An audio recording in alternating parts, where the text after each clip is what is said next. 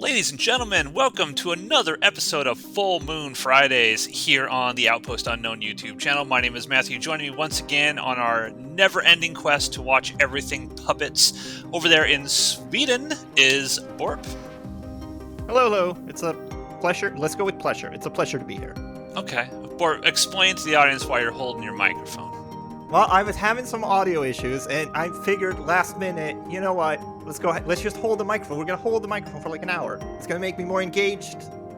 This is good. I promise it's good. It's good. Yeah. Okay. I mean, you've promised we're going to hold you to that because if something horrible happens or it's a terrible show, we're going to blame the fact that you're holding that microphone. And then here in the greatest country in the world, America, is Steve. For another like 6 months, maybe. Matt was saying, hey, Steve, I'm going to clap my hands so you can line up my audio. I don't know what the fuck you're talking about. This is your show. You edit this bitch. Oh, that's true. I wasn't even thinking about that. You're right. So at some point I will edit this together and put that all together. Thank you. So we are here tonight to talk Puppet Master 4. We are continuing in chronological order the entire Puppet Master franchise. I think we've got about 47 more films to go before we've completed the entire epic Puppet Master journey. Puppet Master 4, and then the next episode will be Puppet Master 5. These are both filmed, I think, simultaneously at the same time, back to back, directed by Jeff Burr. Just a quick plug. Anybody out there, Jeff Burr, he did one of my favorite Scarecrow film, Night of the Scarecrow, in the 1990s. And I did a Forgotten Horrors episode on that you can watch here on the Outpost Unknown YouTube channel. Jeff Burr unfortunately passed away shortly after. He provided me a bunch of stuff for that Night of the Scarecrow video. So if you want to hear some more information about Jeff Burr and how he directed things and stuff, go check out that Night of the Scarecrow Forgotten Horrors episode because it's got a lot of information in there. So rest in peace, Jeff Burr. We are now going to talk about Puppet Master 4. Okay, so I'm going to go into this just sort of saying right away, I went into this rewatch knowing that I hated this because this is when the puppets are fully good guys at this point, and as has been discussed ad nauseum here, is I hate it that the puppets are good guys, and I think my perspective has been vindicated because the coolest episodes that we've seen are when the puppets are bad guys. So I think that's the thing. However, they're going to go full good guy here. Borp, you went into this. We're into part 4. What are your thoughts? How are you feeling going into this one? Okay, I was somewhat excited. It's been a while since we've recorded one of these, and I remember really liking Free. That was like one of the first ones I saw. I mean, we started on a high note there for me. And I think this era of Puppet Master has some things to enjoy about it. At least it's not like the later sequels. So I was pretty excited going into it. And coming out of it, I am very perplexed, but we'll get into that, I guess. Okay. But yeah, I was understanding the whole Sutekh angle of it all. Is that confusing you? Okay, Steve, what are your thoughts going into Puppet Master 4? What was the last one we watched in chronological order? Which one did we watch last? Oh God, was it Curse? I think it was Curse. Yes, Curse. Okay. And even then, I don't even know if that was like properly chronological order because it's kind of like in a nebulous spot. But I remember liking 4 and 5 as a kid. I don't ever remember thinking they were good movies. I remember liking them, and I have a very specific reason for that that I think we'll get to when we talk about them. But yeah, neither of these are good, but they caught me at the right time in my life for me to get enjoyment out of them. Okay. So Puppet Master 4, directed by Jeff Burr. Ploticus, we'll turn that over to you. Can I ask a question before we start? Yes. Absolutely not. Damn it! Yes, go ahead. Yeah. Were these always supposed... Was this always supposed to be 2 movies that they shot back to back? Because I've seen, okay. Because in some weird ways, it felt to me like they filmed the movie and then edited 2 movies from it. But so it was always supposed to be 2 different movies. Yeah, from what I Okay. understand, they shot these back to back all at the same time, and then Charles Band split it in two to make 2 movies. And the 5th one, which we'll talk about, was supposed to be the final Puppet Master movie. That was supposed to. Did they go into shooting intending to make one long movie, and the decision to split it was done in post? I think that's what Ford was asking. I believe so. Yes. Okay. I believe so. All right. So I watched these a month ago, and then for various Matt-related reasons, we didn't get to talk about this. Why are you blaming me? What reasons? Because it was your fault. So please fill in the gaps, because I think you two have seen these more recently than I have. But we get introduced to, I guess, Sutekh is the new main bad guy, and he's wearing this. It's this giant. Is this a giant like rubber puppet, or is this a dude in a giant rubber suit? He looks. Dude in a suit. All right, it looks like a dude in a suit. All right, like it's like I'm both like impressed, but also he looks ridiculous. He's got this like gigantic like barrel-shaped chest and these like long skeletal arms and like a head with glowing eyes and a mouth that like it's like kind of like almost like stitched shut, but he's still talking, but like his head does not move whatsoever. And his voice is awful. His voice is awful. His voice does not sound threatening or intimidating at all. No, but he's doing this monologue like, oh, the humans are getting too close to discovering the secret of life, and they've already stolen it from me once, and we must stop them. And he's got these 3. He stole 3 Jawas from the Star Wars universe, and the Jawas are going to control 3 little puppet-sized evil demon minions, and the little demon minions are going to get sent into. They're going to get sent to Earth to kill everyone. And so, who are these people going to? Who are these little demon minions going to be killing? Well, the hero of the movie is a guy named Rick, and he is this super genius that is trying to create artificial intelligence. Very topical in 2024. Yeah, timely topic here. Yeah, this was made in '93, so 30 years ahead of the curve. He is trying to create AI, and apparently AI is close enough to puppet juice for Sutekh to be offended by this.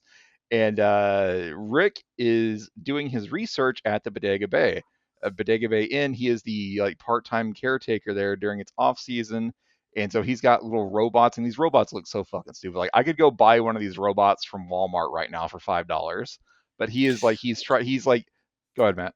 Oh, I was gonna say, let me ask you guys a quick question. I personally love horror films when it's a person who's like caretaking a property for like The Shining, right? Like Jack Nicholson's caretaker of the hotel over wintertime and stuff like that. Would you guys ever take like a caretaking job where you're 100%. You're out in some for sure in the boonies, right? But let's just say like previous murders have taken place there and creepy stuff's going on, but you'd be there all by yourself, just kind of like chilling for a whole winter doing whatever. Yeah, I mean, if you told me that there had been a bunch of murders there, I'd probably get a gun permit ahead of time, which it's America. That would cost me like an hour and a pack of gum.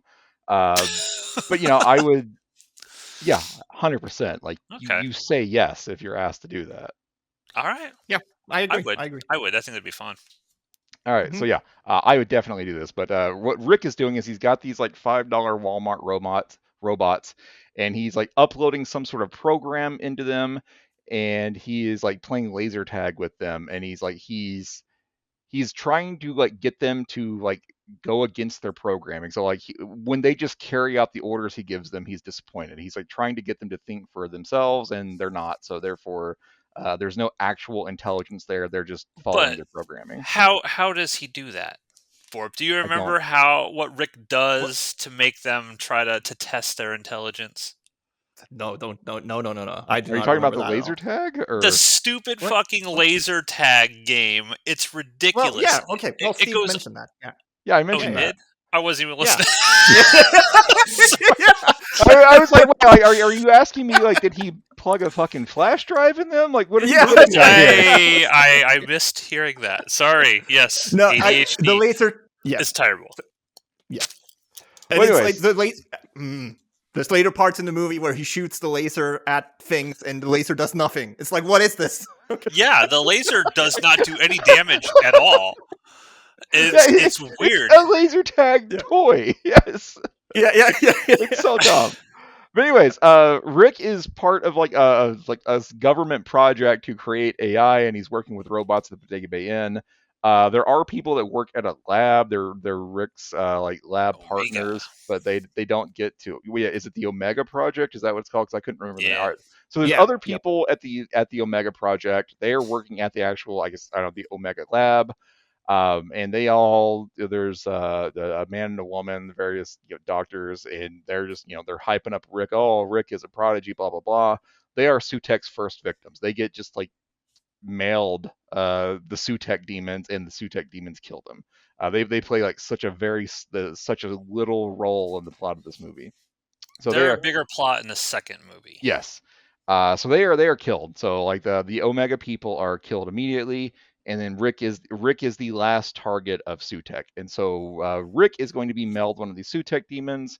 But before that, his girlfriend's going to come hang out with them at the Bodega Bay Inn. Oh, by the way, Blade is just there. Like Blade was just like in Rick's room one day, and he's like, "Oh, cool, a toy." And so he's like, "Yeah, this is Where normal." did you come from?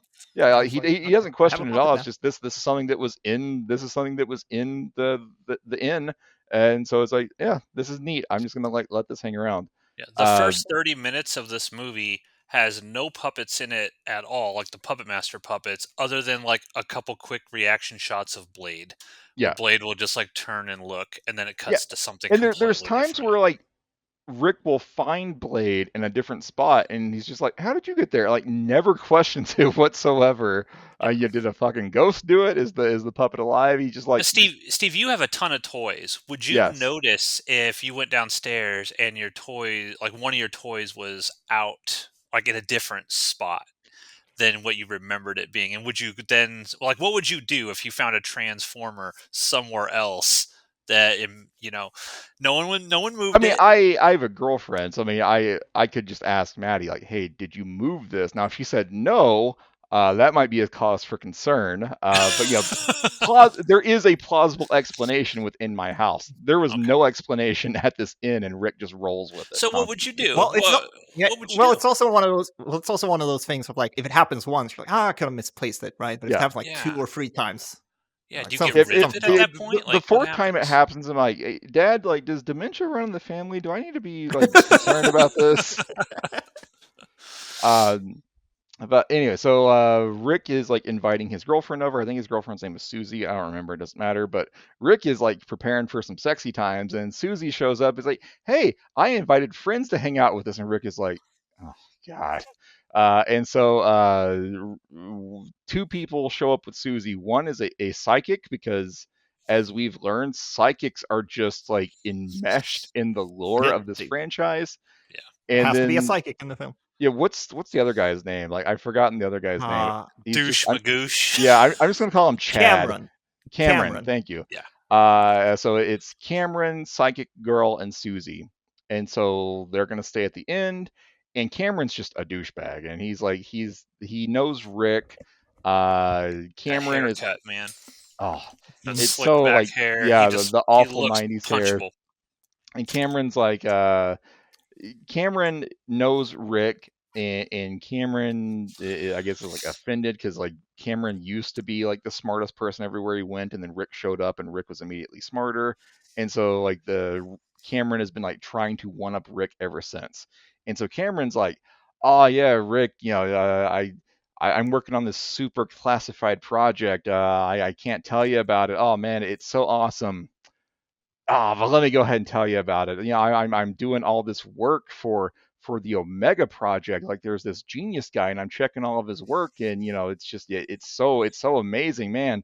Wish you could be a part of it, but I'm just so awesome. And they gave me the project, and Rick is like, yeah, you work for me. Like, you're actually checking my work, and just completely like shuts Cameron down. And Cameron is immediately like, son of a bitch, like he lost to Rick again.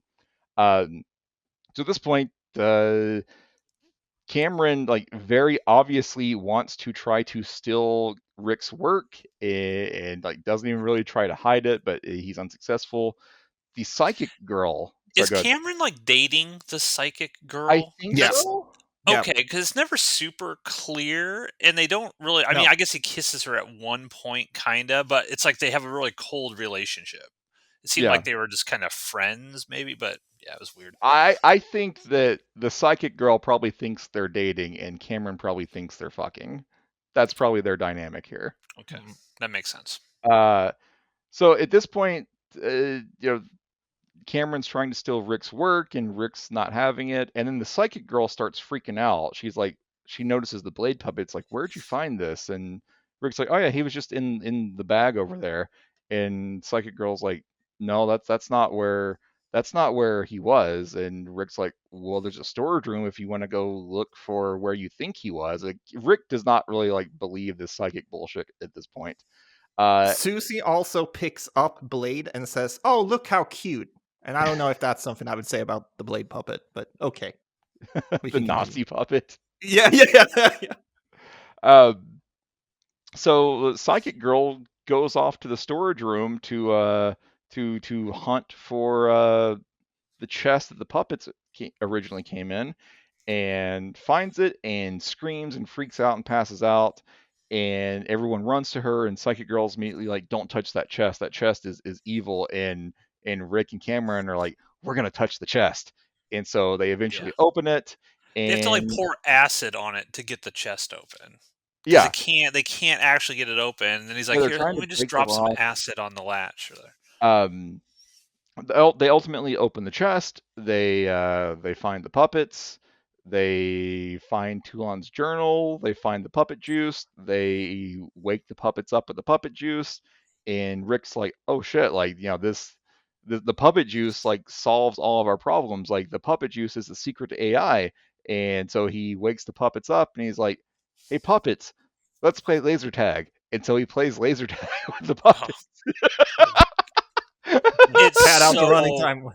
terrible, and it goes on and I know. on I and know. on. Go ahead, Bork. Is this also the part where they start looking in the journals and they found like Nazi memorabilia and Cameron says, "Oh man, Nazis! I hate those guys." Yeah, Yeah. I hate those It's guys. like, And close. hate those guys. Controversial hot takes from Yeah, Cameron. Yeah. yeah, yeah.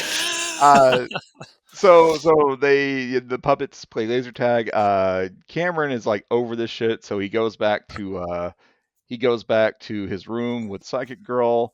Um, but he stole like a like knockoff Ouija board and some like magic crystal from the chest, and he's like, "Hey, Psychic Girl, use this to summon Toulon so I can get the secrets of the puppet juice." Because like he's just adamant at this point. It's like, Rick doesn't deserve this. I deserve this. I am taking credit for this. I will be recognized as the genius who discovered like true Yeah. artificial intelligence. And he tries to turn it back to her because he's like, "You were the one that found these puppets. He didn't even give a shit about these puppets before. You were the one that pointed all this out, and you're my girl, so help me out." Right? Yeah, yeah. If you do this for me, we'll totally be dating at that point. Is probably what he Yeah. was he was trying to Yeah. get across. Uh, but she's like, all right, fine. Like, I will try to channel the spirit of Andre Toulon so that she can tell you the secret of puppet juice. Well, it goes wrong, and she ends up like the crystal explodes or something, and like one of like the little demon guys gets summoned. Right? That Yeah. does that One of the happen in this totem. movie or in part five? No, it's this one. All right. This one. Totem comes out of the Ouija board and the pyramid thing, and All right. Well, the yeah, little demon first one. totem comes out. Uh, Cameron and Psychic Girl try to run away. They're screaming. So all four of the characters get to like the lobby of the big Bodega Bay Inn, and Susie and or sorry, Psychic Girl and Cameron are like, we're leaving. Like, we're gonna die if we stay here. And Rick is like, all right, bye. So Cameron and Psychic Girl get in a car and try to leave. they're attacked in the car. Cameron, like the car was stuck, so Cameron, being the gentleman, like forces Psychic Girl to get out of the car I was like, get and out like and push. get out and push. And when she gets out in the rain, he locks the door. He won't let her back in. But he done goofed because one of the evil totem demons was in there and kills him. So she runs back into the Database Magically. Inn, and now the rest of the movie is just the final battle. So the puppets kill all but two of the totems. I'm trying to remember how they killed them. I think at one point two puppets like hold one Tunneler down, and tunnels one. Tunneler Yeah. digs into one's chest. Susie Isn't one like dumps acid lasered or on something? one. I thought one was the one with the acid is dumped on is I think the final one, Yeah, and then so they the have to get acid the doesn't actually kill Capitron him, to right? shoot the electricity. But I thought another one got. I can't remember. I know at some point like they shoot lasers at it, but it's a Yeah. laser tag toy. It does nothing Yep. because it's a fucking toy. Yeah. I don't know. Two of them die. I know one Tunneler kills one of Oh, them, but it's the electricity. Remember, six shooter throws the lasso around him, and then Pinhead's up top, and the lightning bolt hits it and lightnings him. all right. So they electrocute one.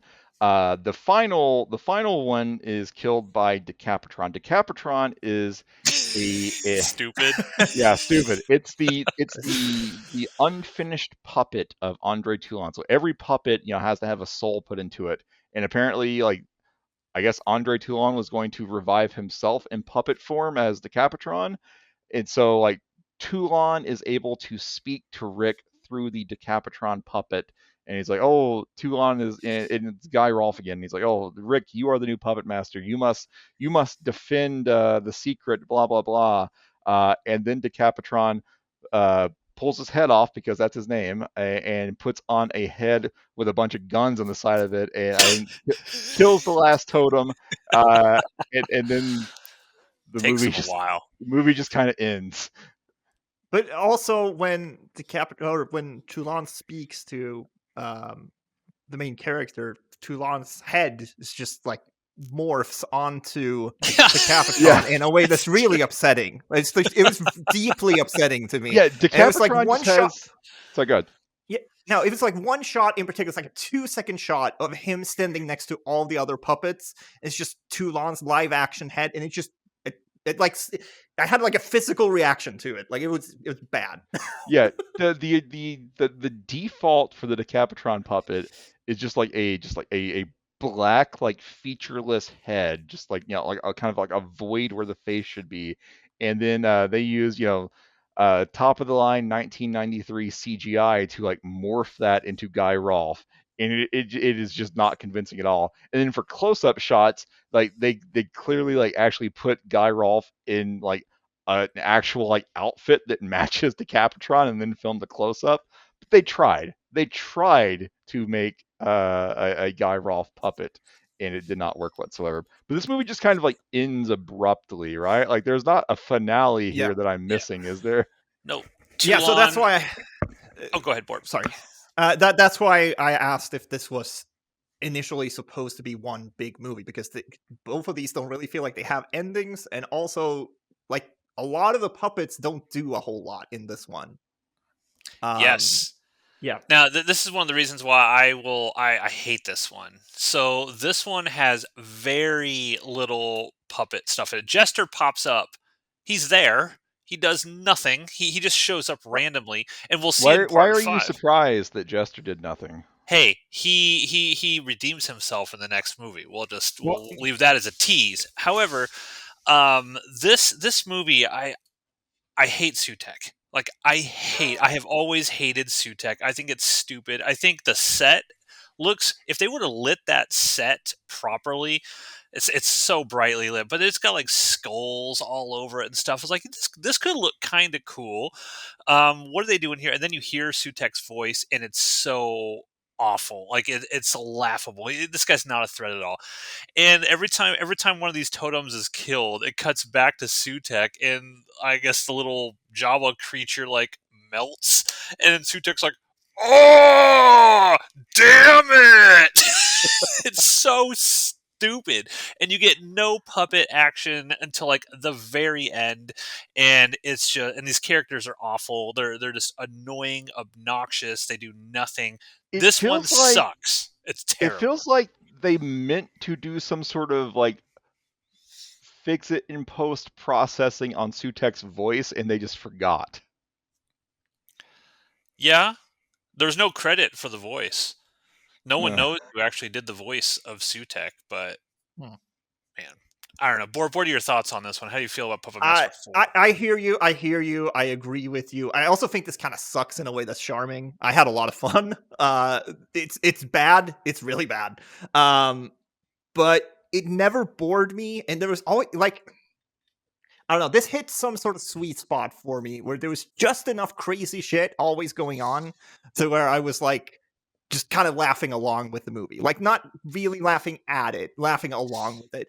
And then there were, I mean, there's just so many like very unfortunate things, like the sign of Sutekh, like the nipple placement on him is just very Oh, he's got one giant nipple and one like smaller nipple.